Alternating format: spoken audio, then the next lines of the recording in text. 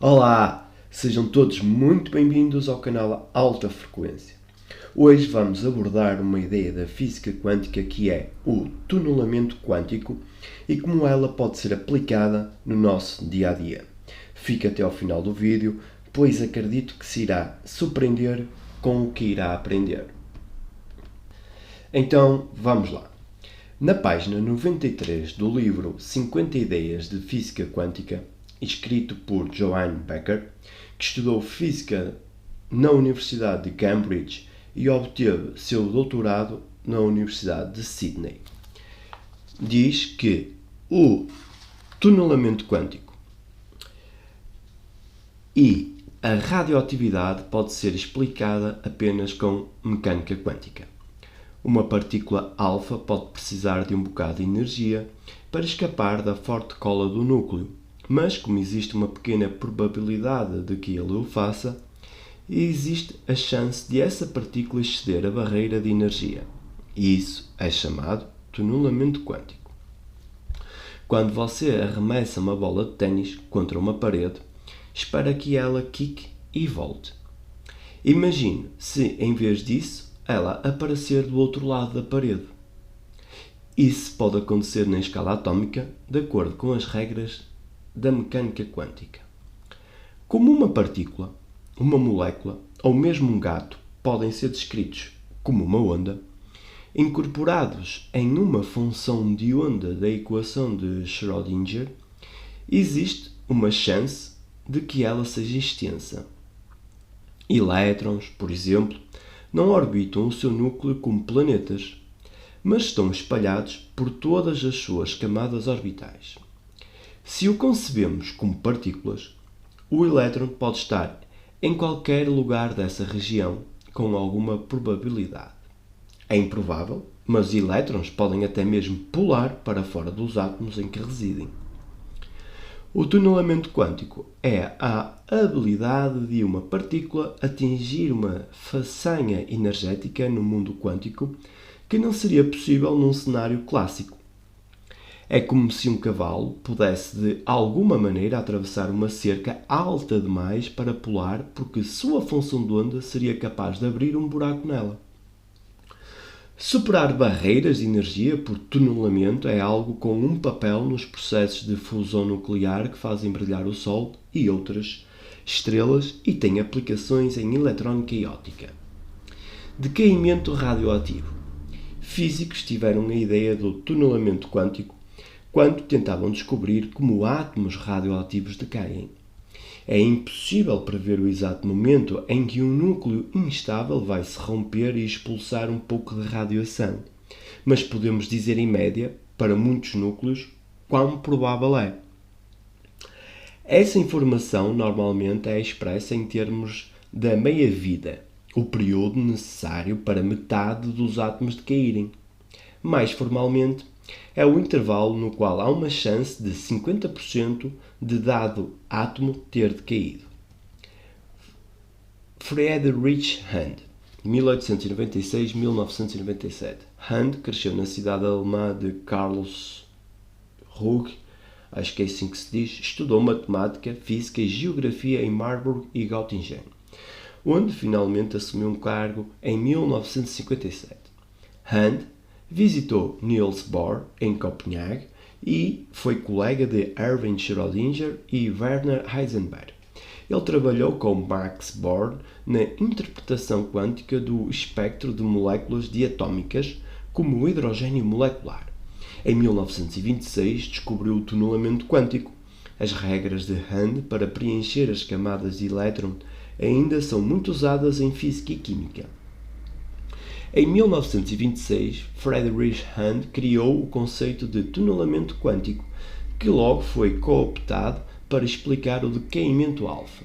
Um pedaço de polónio 212, por exemplo, emite partículas alfa, 2 prótons com 2 nêutrons, rapidamente e tem uma meia-vida de 0,3 microsegundos.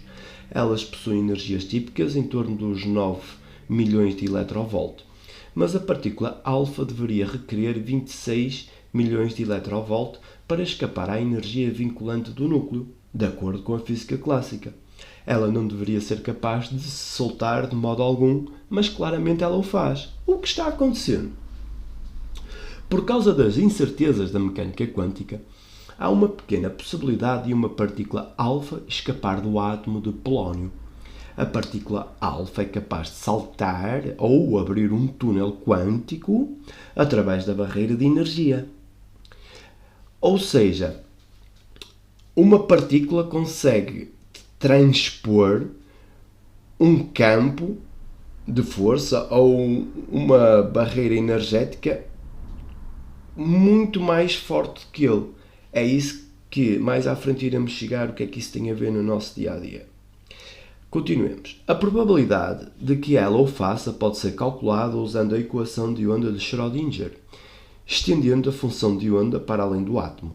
Max Born percebeu que o tunelamento era um fenómeno geral da física quântica e não estava restrito à física nuclear. Como podemos visualizar o tunelamento quântico? A partícula alfa, que sente um puxão de atração da força nuclear, é como uma bola rolando em um vale. Se ela tem uma pequena quantidade de energia, ela rola para a frente e para trás e fica aprisionada. Se ganhar energia o suficiente, porém, ela poderá atravessar um monte e escapar do vale. Essa é a imagem da física clássica. Aqui temos a função de onda e aqui temos a barreira de energia. E como podemos ver, consegue ultrapassar a barreira de alta energia, ou seja, esta barreira tem mais energia que aquela função de onda. E ela consegue ultrapassar através do tunelamento quântico. Existe uma pequena chance de a função de onda de uma partícula tunelar através de uma barreira de energia, mesmo quando ela não possui energia o suficiente para superá-la de acordo com a física clássica. Partículas elementares e os átomos formados por elas fazem 1 milhão de coisas aparentemente impossíveis ao mesmo tempo. Lawrence M. Krauss, 2012. No mundo quântico, a partícula alfa também tem tendência a se comportar como onda que pode se espalhar. De acordo com a equação de onda de Schrödinger, as propriedades das partículas podem ser descritas por função de onda que se parecem vagamente com ondas sinusoidais. A função de onda precisa ser contínua e refletir o fato de que a partícula tem maior tendência a existir dentro do átomo.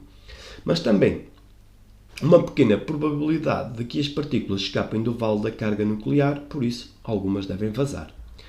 Visualizando isso matematicamente, a função de onda é uma onda senoidal em um vale, mas quando ela atinge as laterais dos montes, ela se estende através dessa barreira de energia. Ela perde força quando o faz, então uma barreira grossa e mais difícil de penetrar, mas não impossível.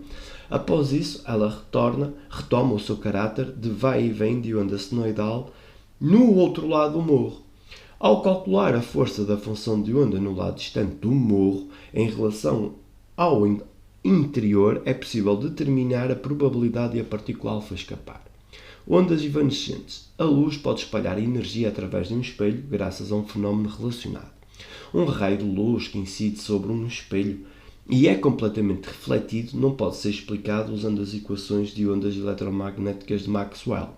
Para manter as propriedades das ondas inteiras e equilibrar as equações, um pouco de energia precisa passar pelo espelho. Isso é conhecido como ondas evanescentes. Ondas evanescentes decaem espontaneamente em força e rapidamente se tornam tão fracas que são invisíveis. Mas se algum material equivalente é posicionado perto do primeiro espelho, a energia pode ser captada e transmitida. Essa técnica de acoplamento é usada por alguns dispositivos ópticos e é análoga ao espalhamento de energia magnética entre bobinas indutoras e um transformador. Com o advento da mecânica quântica, o mundo que funcionava como um relógio se transformou em uma lotaria. Eventos fundamentais, como o decaimento de um átomo radioativo, estão sujeitos a ser determinados pela sorte, não por uma lei. Eu aqui discordo um bocadinho, não sei se é sorte, porque tudo é regido por uma lei, por leis físicas, portanto sorte eu aqui excluo, mas é a opinião deste senhor Ian Stewart. Tunelamento também é útil em eletrónica. Ele permite a elétrons pular barreiras de modo controlado em arranjos de semicondutores e supercondutores. Junções de túnel, por exemplo, são sanduíches feitos de materiais condutores em volta com um isolante no meio. Uns poucos elétrons podem pular de um lado para o outro do isolante. O tunelamento também é usado em alguns tipos de diodo e transistor como meio de controlar voltagens um pouco com um controle de volume. O microscópio de varredura por tunelamento usa esse princípio para produzir imagens da superfície de materiais, revelando detalhes na escala de átomos. Ele o faz ao posicionar uma agulha carregada perto da superfície. Um pequeno número de elétrons passa da agulha para a superfície por tunelamento quântico e a força da corrente revela a distância entre os dois. Tais microscópios são tão poderosos que chegam a uma precisão de 1% do diâmetro de um átomo. A ideia condensada, atalho através da montanha. Porque em verdade vos digo que, se tiverdes fé como um grão de mostarda, direis a este monte, passa daqui para acolá, e há de passar, e nada vos será impossível. Já tenho aqui outro livro que vou ler a seguir, mas primeiro vou acrescentar aqui umas palavras minhas a respeito do que observamos sobre tunelamento quântico. Você também é um ser quântico. Assim como as partículas têm a capacidade de transpor campos de energia maiores que elas próprias, você também tem a capacidade de superar desafios, obstáculos, arranjar soluções para as mais diversas situações do seu dia a dia. É como a jornada do herói que contra todas as probabilidades ele vence os obstáculos, assim como David e Golias, onde David superou os gigantes da vida. Todo esse poder está na sua mente e eu estou a mostrar isso cientificamente. Muitos de nós damos o nosso poder a terceiros, como iremos ver. Na página 13 do livro A Arte de Argumentar, de António Soares, diz o seguinte: minha mente é também a fonte do poder do outro. Para que eu me liberte, preciso primeiro libertar a minha mente. Na Austrália, em uma tribo aborígene em que existiam práticas semelhantes ao voodoo, o xamã podia condenar alguém à morte, simplesmente apontando com um osso e ordenando-lhe que morresse.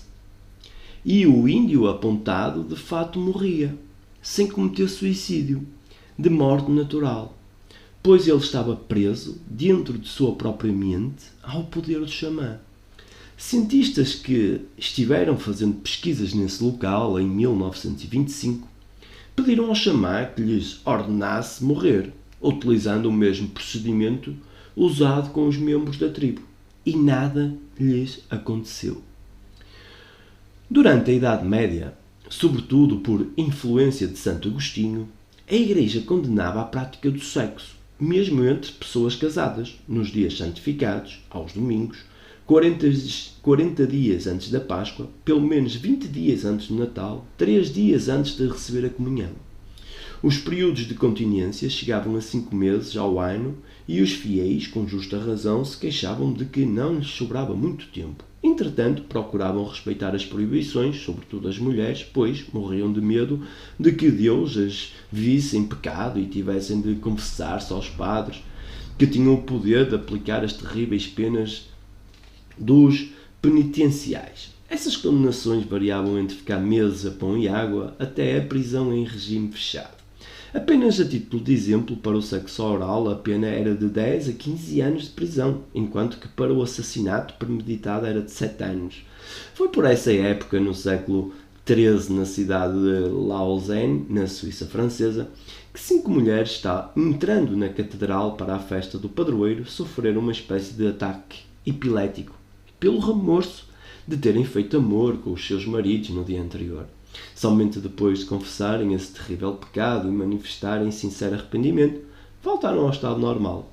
A mente delas dava aos sacerdotes e à Igreja o poder de fazê-las ficar doentes e ter ataques. Assim como o índio dava poder ao xamã, e assim como as mulheres deram poder à religião e a outros, ou seja, elas e ele criaram essa realidade.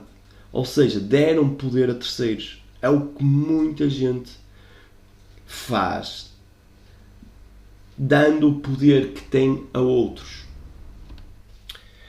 Nós devemos assumir o nosso poder, pois os outros só têm o poder que nós lhe dermos. Ao assumir o nosso poder, ficamos livres para concretizar nossos sonhos. É claro que se conhecermos as leis físicas que regem o universo, ficará tudo mais fácil, pois estaremos a fluir com a corrente e não contra ela.